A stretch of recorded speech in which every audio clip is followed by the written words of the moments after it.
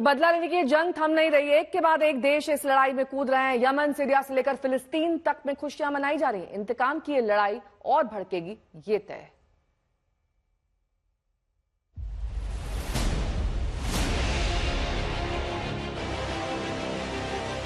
Israel के साथ खड़ा अमेरिका। अमेरिकी मदद से हमला नाकाम। क्या अब ईरान अमेरिका आमने सामने? क्या जंग में सीधे कूदेगा अमेरिका? ईरान ने कुछ इस तरह से इजराइल पर हमले की हिमाकत मंगलवार की रात की, लेकिन उम्मीद के मुताबिक अमेरिका हर बार की तरह इजराइल के पीछे खड़ा था और यह हमला नाकाम हो गया। और उसके साथ ही साफ हो गया कि अमेरिका सीधे तौर पर इस जंग में सामने आ रहा है। यह संयोग नहीं कि जब इजराइल के पीएम बेंजामिन नेतन्याहू अमेरिका के न्यूयॉर्क में थे, तब ही उन्होंने अपने मुल्क में सेना को फोन करके कहा कि लेबनान में हिजबुल्लाह के हेडक्वार्टर पर हमला किया जाए। और जरा जो बाइडेन का वो बयान सुनिए, जिससे साफ हो जाएगा कि कैसे अमेरिका सीधे तौर पर इजराइल और मिडिल ईस्ट के बीच में जंग के सीन में आ रहा है। सुना आपने, बाइडेन कह रहे हैं कि 7 बजे हमले की खबर दी और उसके बाद सीधे तौर पर इजराइल की सेना की मदद अमेरिका ने की। ईरान के साथ अमेरिका की अदावत पुरानी है और उसने इजराइल पर किसी भी हमले से ईरान को बाज आने को कहा था। उसके बाद भी ईरान ने इजराइल को निशाना बनाया और इसके बाद अमेरिका ईरान आमने सामने। अमेरिका के तमाम दिग्गज बता और जता रहे हैं कि हम इस जंग में इजराइल के साथ मजबूती से खड़े हैं। क्या ये जंग अभी और भड़केगी? क्या अमेरिका सीधे तौर पर इस जंग में उतरेगा? क्या अमेरिका की सेना सीधे तौर पर जंग में भाग लेगी? संकेत यही मिल रहे हैं कि अमेरिका अब थर्ड पार्टनर की भूमिका से आगे बढ़कर एक्शन लेगा। अब तक अमेरिका इजराइल की सेना की मदद करता रहा था, लेकिन अगर हालात बिगड़े तो अमेरिका इराक और अफगानिस्तान की तर्ज पर बड़ी भूमिका अदा कर सकता है।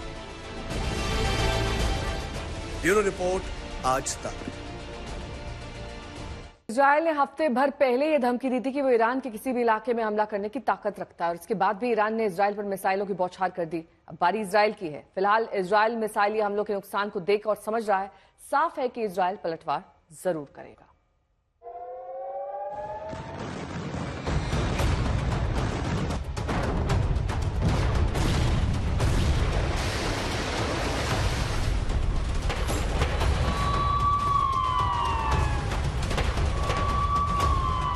ईरान की ये हिमाकत अब उसको भारी पड़ेगी, इसके तमाम संकेत मिल रहे हैं। ईरान ने बड़ा जोखिम लिया है।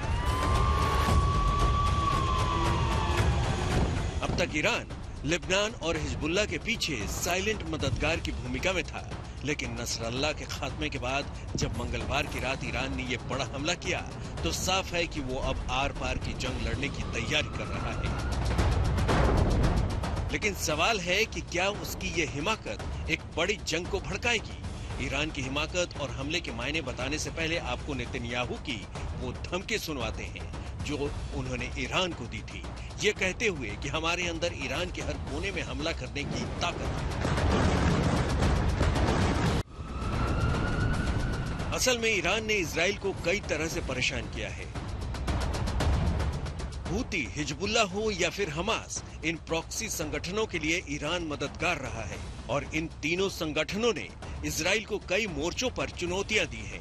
हथियार से लेकर दूसरी मदद ईरान से ही इन संगठनों को मिलती रही है, ये किसी से छुपा नहीं है। इजराइल हर हाल में ईरान को जवाब देगा, ये साफ है और ये बात इसके नेता बार बार साफ तौर पर कह रहे हैं। हाल में नेतन्याहू ने सीधे तौर पर ईरान को धमका दिया था, लेकिन इसके बाद भी ईरान ने यह हमला कर दिया। लेकिन क्या ईरान इस हमले तक ही रुक जाएगा? ऐसा लगता नहीं। जरा ईरान की बात सुनिए, जो कह रहा है कि ये तो शुरुआत है, अभी और हमले होंगे। ईरान ने 3 एयरबेस पर हमला करने का दावा किया है। ये है नेवातीम, हिट जेरीम और तेल नो। कुल मिलाकर ये टकराव अब थमता नहीं दिख रहा है। आज तक 15 दिन के अंदर दुनिया एक और जंग की तरफ बढ़ती दिख रही है। इस विवाद की शुरुआत हुई थी लेबनान के पेजर धमाकों से, जिसके निशाने पर थे हिजबुल्लाह के लड़ाके। और 15 दिन बाद हम इस मकाम पर खड़े हैं कि हिजबुल्लाह नेस्तनाबूद हो चुका है और ईरान अमेरिका की सीधी एंट्री हो चुकी है इस जंग में। देखिए इस जंग ने 15 दिन में क्या क्या मोड़ लिया है। ईरान के इजराइल पर हमले की ये तस्वीरें बता रही हैं कि हालात बेकाबू हो रहे हैं। टकराव बढ़ रहा है, नए देश इस टकराव से जुड़ते जा रहे हैं। तल्ख बयानबाजी से आगे बढ़कर अब खतरनाक हमलों की धमकियां दी जा रही हैं। ये तस्वीरें बता रही हैं कि 15 दिन के भीतर ईरान खुलकर सामने आ गया। ये तस्वीरें बता रही हैं कि अब अमेरिका सीधे तौर पर इस जंग में उतरने को तैयार दिखता है।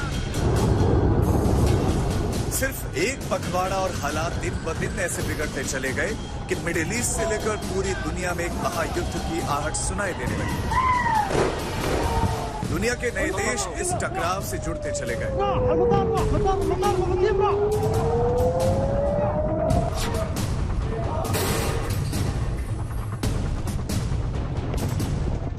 हम आपको बताते हैं कि बीते 15 दिन के भीतर ऐसा क्या हुआ कि चीजें हाथ से निकलती चली गई।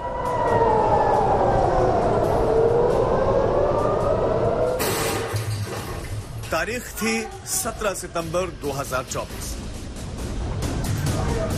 इसी दिन लेबनान में अचानक पेजर में धमाके होने लगे। कई लोग घायल हो गए। कई लोगों को इन धमाकों में अपनी आंखों को गंवाना पड़ा। शक की सुई इजराइल की तरफ उठी। फिर 18 सितंबर 2024 को वॉकी टॉकी सिस्टम में धमाके होने लगे। साफ हो गया कि इजराइल ने हिजबुल्लाह को निशाना बनाया है। उसके लड़ाकों के पेजर फट रहे हैं। इसके बाद 20 से 26 सितंबर के बीच इजराइल ने कई बार हमले किए और उसमें दर्जनों लोगों की मौत हुई।